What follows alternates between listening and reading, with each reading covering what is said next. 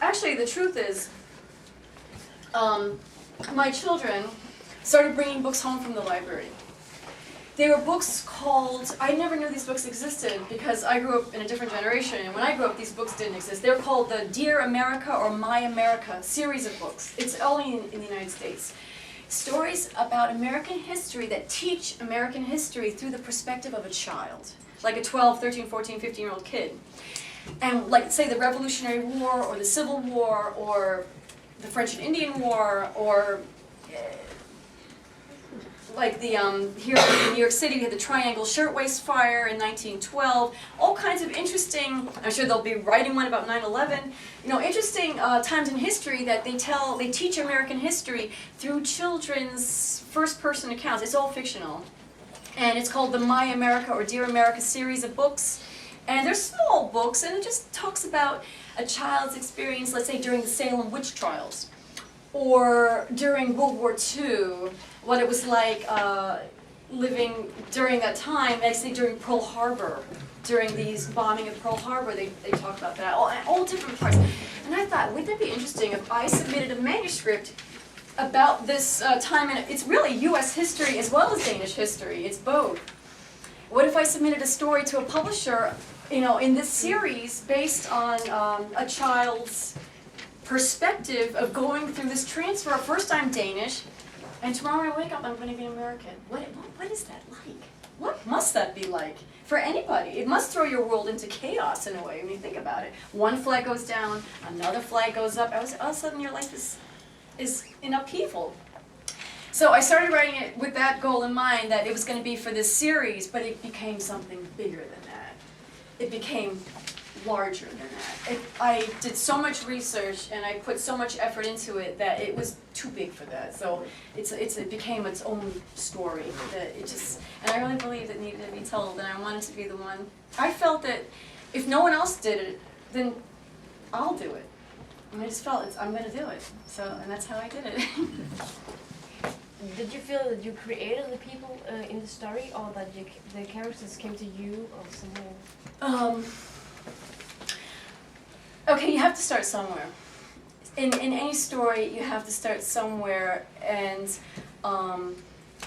it's interesting. But some of my characters are male, and in fact, I was going to originally start making it a boy character who befriends the German soldier. But then I thought, how can I write from the perspective of a male? I just didn't think I could do it. So I had to make her a girl. So in that sense, she grew, a character. How you create characters, you have to make them come alive in a way. Like, you have to say, well, what would she be eating right now? What would she be reading right now? What things would interest her right now? You develop them. You want them to be their own character. Like, there's a lot of characters in the book that I had to create. I used some people that I knew in the past. Other characters, like, I had to create a German soldier character. Like, how did I do that? So, you know what I did to do that character was I read a lot of books written by U-boat officers. There's a ton of books on the market that are so fascinating about German U-boat officers.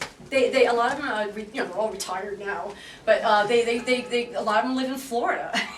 You'd be surprised, and they write the most fascinating books. Like, I just became so enthralled and enraptured with this type of character. These guys were tough as nails, and so I read a lot of these books, and I created a character, composite, maybe taking a little bit of characteristics from this book and some from over here, and kind of making a hybrid character. And yes, characters can come off as stilted, or you have to kind of breathe life into them. You know how I look at it like this? I look at writing a book is like a person who creates pottery. I don't know, have you ever seen somebody who creates a piece of pottery? They have a wheel, and it's going around, and they start with a lump of clay, and it's just clay, that's all it is. It doesn't have life. It's just shapeless clay. And they go and they do things with their hands, and they create something beautiful, and they add more here, and they add more here, and this is like writing a book in a way. You're molding something that doesn't exist and creating something really, hopefully, really nice from it. But somehow, you know, when you compare the two things, you know, when you do these things with the ceramics and those things, you're doing them in 1 or 2 weeks, Yes. and you concentrate on that. Yes. Where do you find the energy and all of that to just keep on going? Because Okay, you it's a think very good question. Such a It's a very good question. I had to write scenes in my book that took place on a German U-boat. Because my character, the German soldier character, deserts the U-boat. So in flashback scenes, he dives off the U-boat and gets his freedom. So I had to create scenes on a U-boat. I've never been on a U-boat before, so how was I going to do this? So, so I went to old bookstores and I got books about German U-boats, pictures. I think I watched old videos of Das Boot, and you know, try to feel what he would be feeling. Try to create a character that went through these experiences. So in a way, like, you kind of immerse yourself. Like for every scene that you write, especially if you're writing in a different historical time period, like how do I write about life before cell phones? You know, how do I write about life before email? You have to kind of immerse yourself. There's actually an interesting museum here in New York City in Lower Manhattan. It's called the Tenement Museum. You can go into an old tenement building, which the immigrants that came to the United States, they stayed in these tenements. Lejlighedskompleks.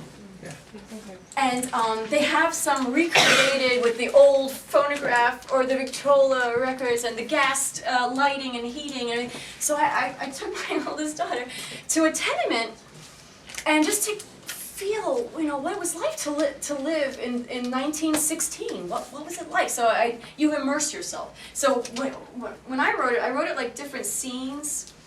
And for each scene, like the scene on board the U-boat, I was like putting it off. I was procrastinating. I didn't want to write it. I was afraid to write it.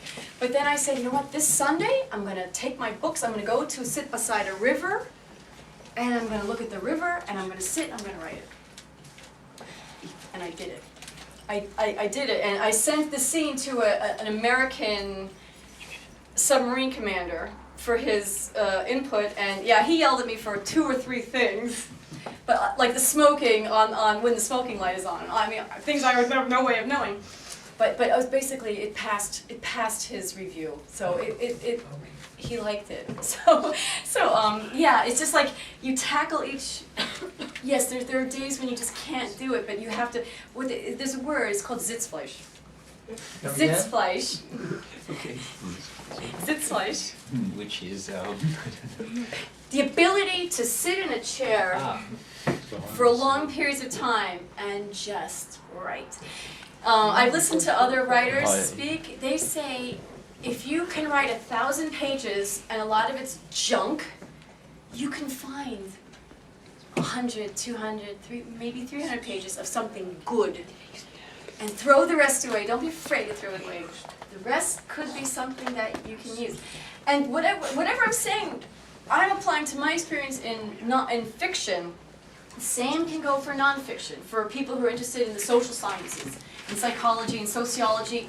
If you ever want to write a story about characters that you meet in your professional life, whether it's they have a lot of books about that sociologists and psychologists write about Freud did this, about their subjects.